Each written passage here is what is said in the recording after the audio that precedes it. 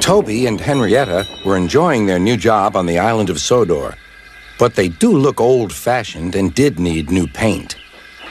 James was very rude whenever he saw them. "Yuck! What dirty objects," he would say. At last, Toby lost patience.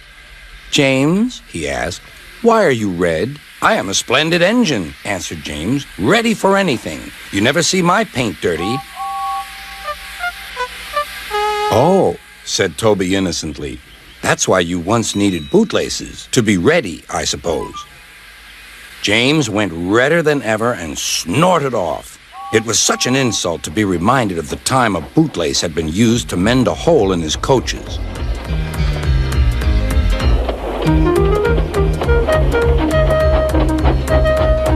At the end of the line, James left his coaches and got ready for his next train. It was a slow freight, stopping at every station to pick up and set down cars. James hated slow freight trains. Dirty cars from dirty sidings. Yeah!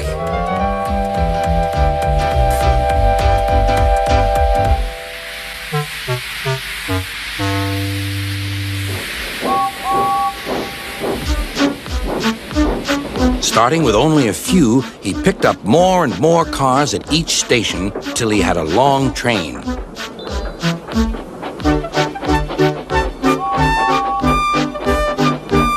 At first, the freight cars behaved well, but James bumped them so crossly that they were determined to get back at him. Presently, they approached the top of Gordon's Hill. Heavy freight trains halt here to set their brakes. James had had an accident with cars before and should have remembered this.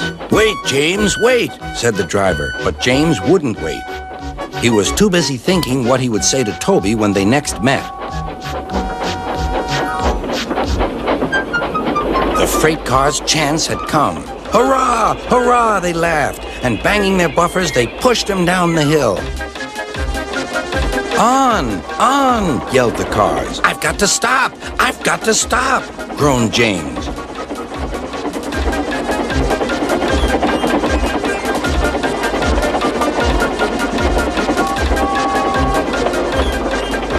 Disaster lay ahead.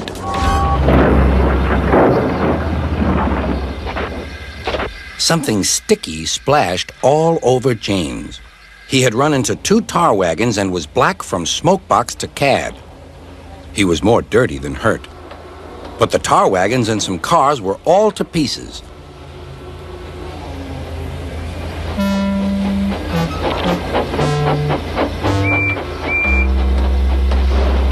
Toby and Percy were sent to help and came as quickly as they could.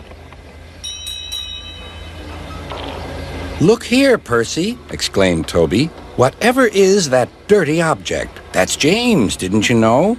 "It's James's shape," said Toby. "But James is a splendid red engine, and you never see his paint dirty." James pretended he hadn't heard.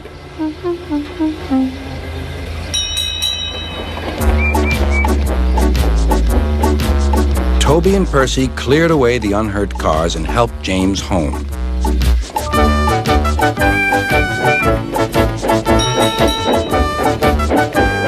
Sir Topham Hatt met them. "Well done, Percy and Toby." He turned to James. "Fancy letting your cars run away." "I am surprised. You're not fit to be seen. You must be cleaned at once. Toby shall have a new coat of paint." "Please, sir, can Henrietta have one too?" said Toby. "Certainly, Toby." "Oh, thank you, sir. She will be pleased." All James could do was watch Toby as he ran off happily with the news.